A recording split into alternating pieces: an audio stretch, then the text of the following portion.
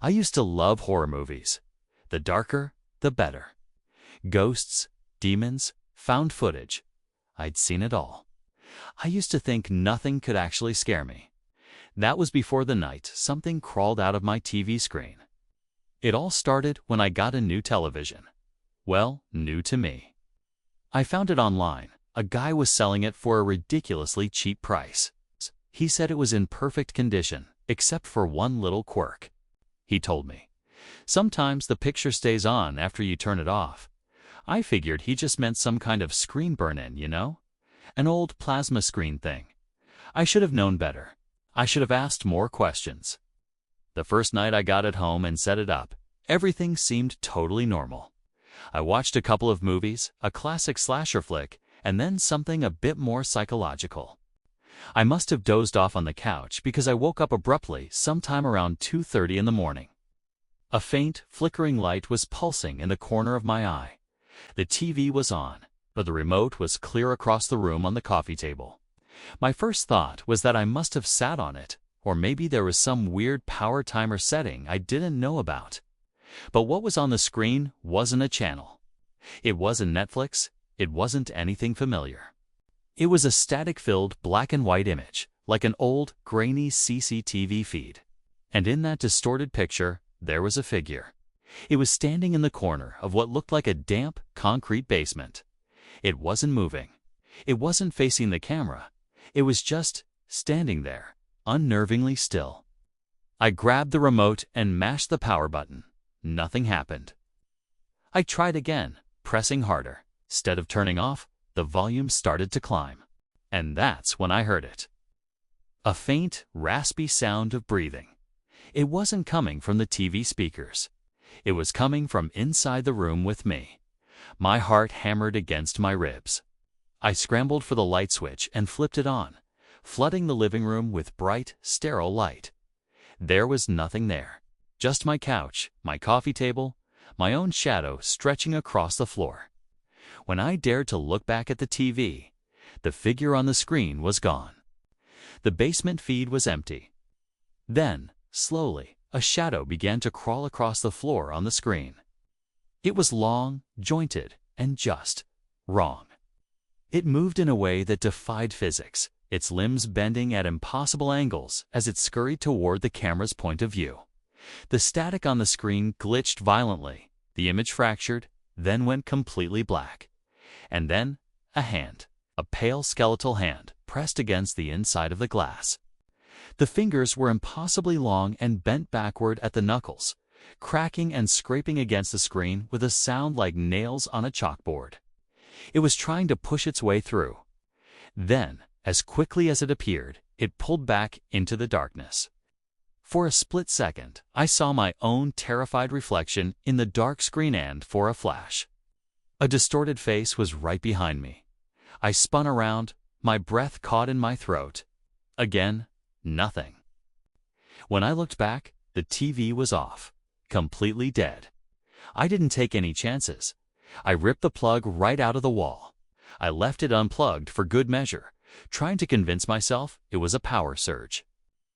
A nightmare. Anything but what I'd just seen. That night, as I lay in bed, staring at the ceiling, I heard something. A sound from the living room. It was a slow, deliberate dragging noise. The sound of fingernails being scraped across my hardwood floors. I buried my head under the pillow, telling myself it was just my imagination. The house settling, the wind, anything. But then, my TV turned on again. I saw the familiar, sickening flicker of light from under my bedroom door. I had unplugged it. I knew I had.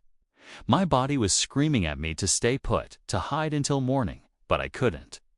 I had to know. I crept out of bed, my feet silent on the cold floor, and peeked through the crack in the door. The screen showed a live feed of my living room, but I wasn't in the picture. Something else was. It was crawling. Long, spidery limbs bent the wrong way, like a grotesque marionette trying to imitate a person. Its head jerked with every unnatural movement, twitching from side to side. Then it stopped, and its head swiveled, slowly, impossibly, until it was staring directly at the camera, directly at my hiding spot. And it smiled. A wide, lipless grin that stretched its face into a nightmarish mask. As I watched, paralyzed with fear, it began crawling toward the lens. The feed dissolved into a mess of static as its face filled the screen. And I swear, I heard the faint, wet sound of something dragging itself out of the television set. Suddenly, the power in my apartment went out. Everything was plunged into absolute, suffocating darkness. But the sounds didn't stop. I could still hear it. The scraping noise, closer now. The wet, slapping sound of something hitting the floorboards. Then, a terrifying silence. For a long, agonizing moment, I thought maybe it was over, that my mind had finally snapped. Until I felt something cold and damp brush against my bare ankle. I didn't scream. I just ran. I slammed my bedroom door shut, locked it, and barricaded it with my dresser. I sat there, shaking in the dark, until the first rays of sunlight pierced through my window. When I finally worked up the courage to leave the room, the living room floor was covered in long, wet, multi-jointed handprints. They led away from the television and toward my bedroom door. I tried calling the guy who sold me the TV. His phone went straight to voicemail. When I looked up his online listing again, the page had been deleted. Vanished. That day, I decided the TV had to go. I dragged its dead weight out to the dumpster behind my building. But just getting rid of it wasn't enough. I needed to destroy it. I grabbed a hammer from my toolbox and started smashing it to pieces. But as I brought the hammer down on the screen for the final blow, for just a split second before the glass shattered into a million fragments, I saw my reflection, and it was smiling back at me. A wide, unnatural grin. And it didn't stop smiling when I did. I don't keep screens in my house anymore. No phone, no computer, no TV. The quiet is deafening sometimes. But sometimes, late at night, when the house is dark, I see it. A faint, flickering light reflecting in the window pane. Like a screen turning on even though there's nothing there to cast the light. And if I let my eyes focus on it for too long, I can see it. That same figure, that same impossible shape, crawling, always crawling. A little closer every single night. I think it's looking for a new screen to come through, a new reflection to latch onto. So if your TV flickers tonight, you see an image that shouldn't be there, don't watch it, turn away, don't look too long, because it only needs a second of your reflection to find you.